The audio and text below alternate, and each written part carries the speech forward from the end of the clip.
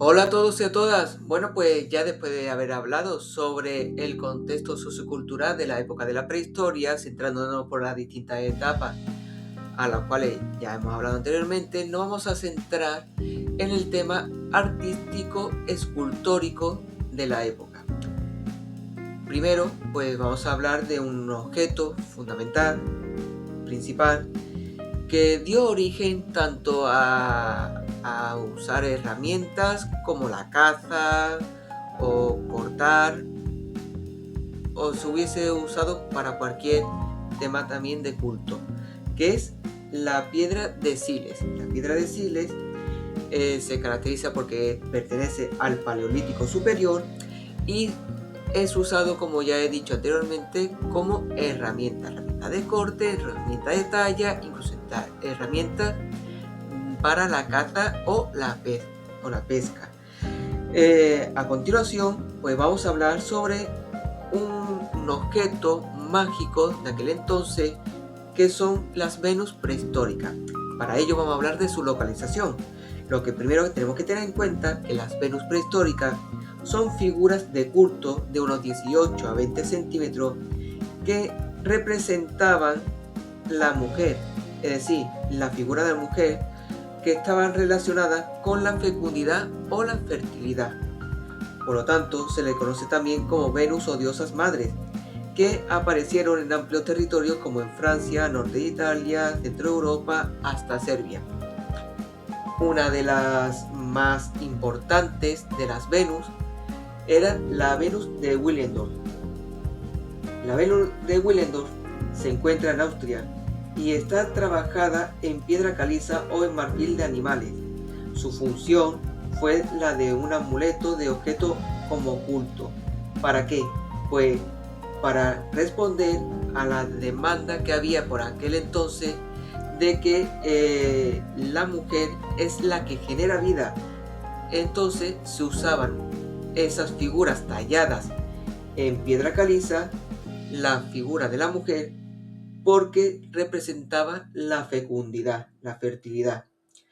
Hay que tener en cuenta que también pues los hombres por aquel entonces pues, eran recolectores de frutos, lo que era importante representar en dichas esculturas, como en la Venus de Willendorf, representar las formas de los órganos que tienen que ver con la procreación. Es decir, la cabeza estaba estudiada en su volumen, no en su detalle, sino en su volumen, porque exactamente los detalles no eran primordiales, no eran importantes. Así que los órganos los exageraban para hacerlos más llamativos, que resaltaran. Otra de las Venus que vamos a encontrar se encuentran en Rusia en la etapa de aquel entonces aruniaciense. Es la Venus de Kostieng. ¿Qué es lo que nos representa este tipo de Venus? Pues volvemos a lo mismo. No tienen detalles en la parte de la cara, del rostro, sino que son volúmenes, y donde se centra más es en lo voluptuoso de los senos o incluso en las caderas anchas.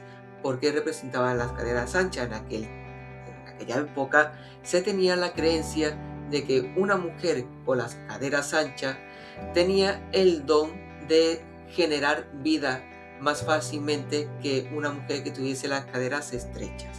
Por lo tanto, se representaban así: grandes senos con un pubis también un poco voluptuoso, al igual que las caderas.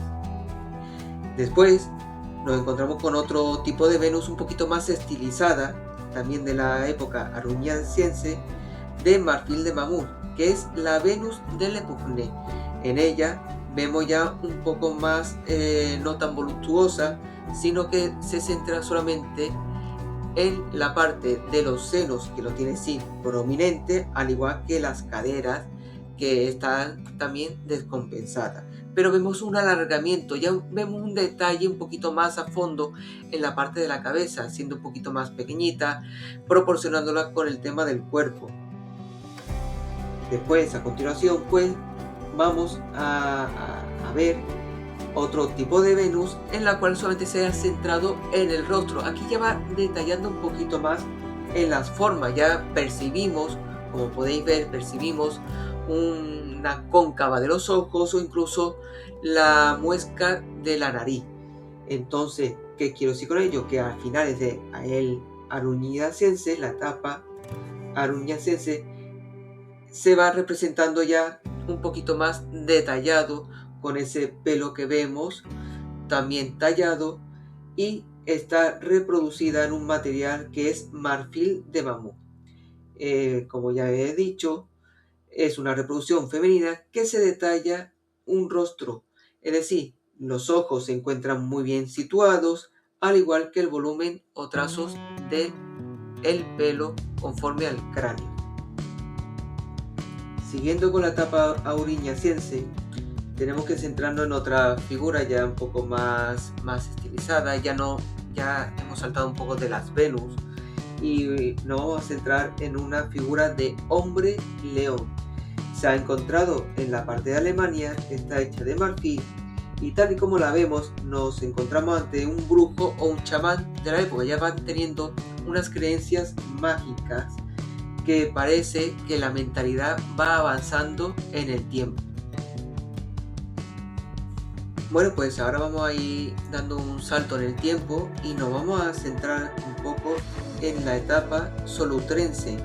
Es decir, no se produjo figurillas 60, pero sí que tenemos en cuenta un objeto de relieve que es la Venus de Lausel. En el tiempo del solutrense empezaron a desaparecer cuando terminó el auriñaciense. Es decir, en el solutrense comienza el relieve, el grabado en las piedras y la pintura en los abrigos o cuevas. Así pues, también escasea la figura humana y tiende a desaparecer. Por lo tanto, estamos ante nuevos ritos y nuevas creencias, por el que el hombre tal vez lo utilizara para santuario, como sentido religioso. Se ve un engrosamiento de cadera, como podemos ver aquí en la diapositiva, que recibe el nombre de esteatopigia, que alude a la Venus paleolítica, es decir, tiene en su mano derecha un cuerno, símbolo de animales poderosos. El toro es un símbolo de poder y en otras civilizaciones es un símbolo divino. Así pues, es un símbolo de abundancia y está realizada este símbolo masculino ante la fecundidad de la figura femenina. Siguiendo en la etapa solutrense, tenemos que situarnos en esta imagen, que es el relieve del Erec de Saint, es decir, es el relieve de una yegua y un búfalo. Por lo tanto, la figura humana va desapareciendo y es sustituido por la figura de animales. Así pues, son animales representados de esa manera, serían cazados más cómodamente y tenían un carácter de magia alegre o atrayente para algún ritual de caza previa. Y por lo que vemos es una yegua preñada y un búfalo. De esa manera no ha llegado a nuestros días en las cuevas de Francia. Otras herramientas que nos vamos a encontrar, aparte de las que ya hemos citado anteriormente de piedra, nos vamos a encontrar con huesos que trabajaban para hacer arpones, bastones de mandos, y los utilizaban para su vida cotidiana, como son estos arpones en hueso. Después, pues como estamos viendo en la siguiente imagen, el bisonte de la cueva de la Madaleniense es de asta de reno, de la época que ya hemos saltado de la solutrense, hemos saltado ahora a la magdaleniense. Por lo tanto, gira sobre sí mismo como si se estuviera lamiendo el lomo. De esa manera, vemos que ya hay un sentido al realismo para hacer el arranque de las patas. También hay que destacar de la misma idea de representar el realismo de los animales. Tenemos que destacar la imagen que vemos ahora de un fragmento de una lanza esculpida con figura de mamut, de Garona. También hay que tener muy en cuenta un pequeño propulsor, es decir, en la época de Magdaleniense, que está realizada de hueso, tenemos el propulsor de Brunique. A continuación, pues nos vamos a situar en el Neolítico chipriota, es decir, en el sexto mil a.C., año 6000 a.C., las artes plásticas y las escultóricas van a perder el realismo, pues habrá una tendencia a la geometrización. Aparecen esencializadas, por lo tanto, es reducido el cuerpo humano siendo geometrizado. Así como podemos ver en esta diapositiva, se ve que el hombre es más avanzado, pero tiene un buen sentido de la observación y de la vista copiando lo que ve. Es capaz de extraer el sentido de lo que ve e interpretándolo. También podemos ver lo mismo, pero ya un poquito más avanzado, en esculturas como la escultura neolítica griega, como podemos ver en esta imagen, o en la otra imagen del neolítico griego de Tesalia. A continuación, pues llegamos a otra etapa dentro de la prehistoria, donde hablaremos sobre el calcolítico español, con la figura del ídolo de Gorafe. En esta imagen, que fue hallada en Granada, a lo largo del calcolítico, nos encontraremos una evolución que se considera ídolos como figurillas de divinidades, con sentido religioso, que va desde la abstracción a una recuperación de la figuración. Por lo tanto, el calcolítico va a insinuar figura humana y también va a dar tendencia a una nueva religión, a una nueva creencia con nuevos dioses, adorando al sol y a los nuevos astros. Con ello aparece la idea del metal, por lo tanto, en los ojos alude al sol y a los astros. Todo ello lo podemos ver en esta siguiente imagen con los ídolos en pizarras, que se encontraron muchos ellos en Extremadura y Portugal.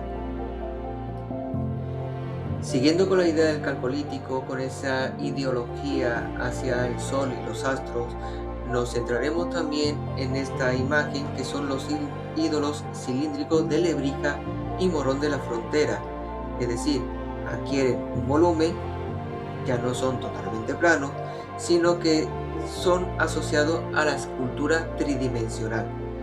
Aunque los rasgos son similares a los ídolos anteriores que hemos mencionado, simbolizando al sol y aparecen como culto a los dioses.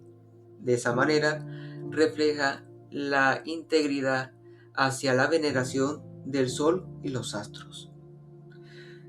También podemos ver tanto en estos ídolos como en los ídolos oculados que se encuentran en el Museo Arqueológico de Sevilla, o incluso ídolos de Córdoba, como este que vemos aquí, o incluso ídolos antropomórficos de Valencina, que ha pasado de la extracción a la figuración. Se recupera la figura humana apareciendo en el año 2000 a.C.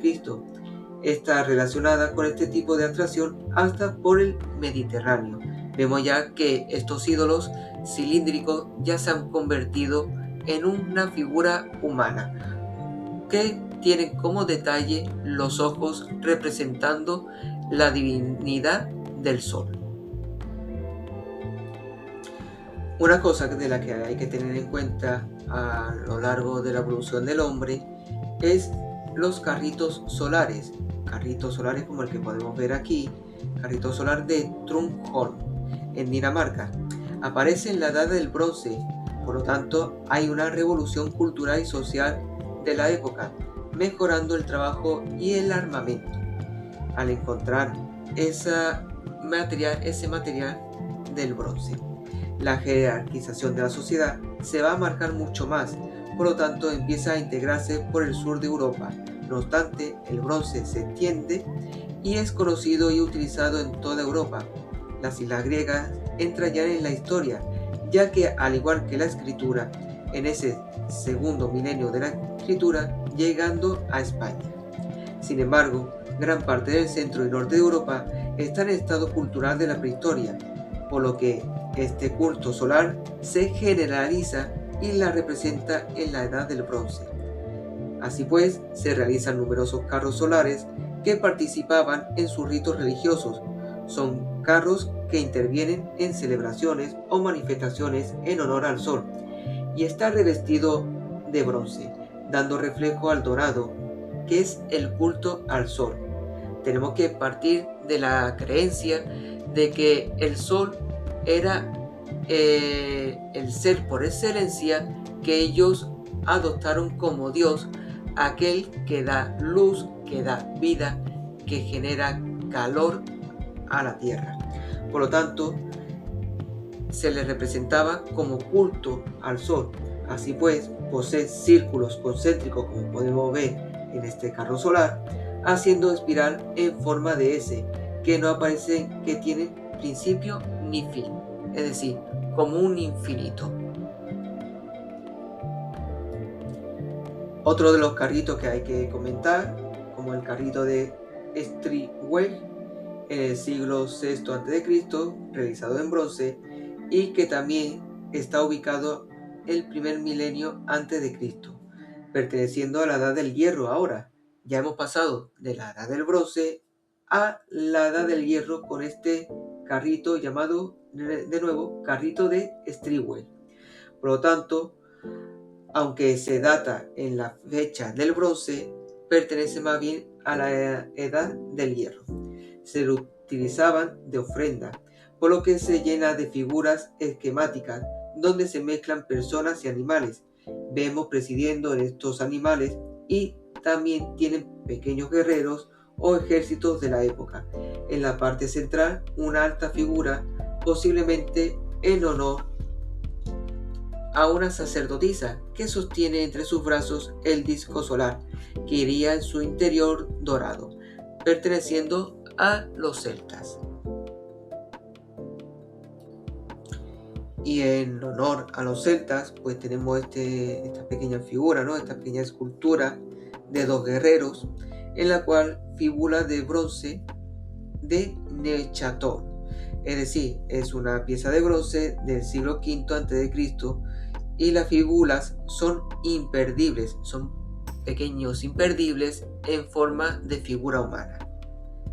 Y por último, dentro de la escultura de la prehistoria, podemos encontrarnos con este escudo de Battersea, que se halló en la parte del Támesis en Londres y que tiene incrustaciones de coral y de nácar.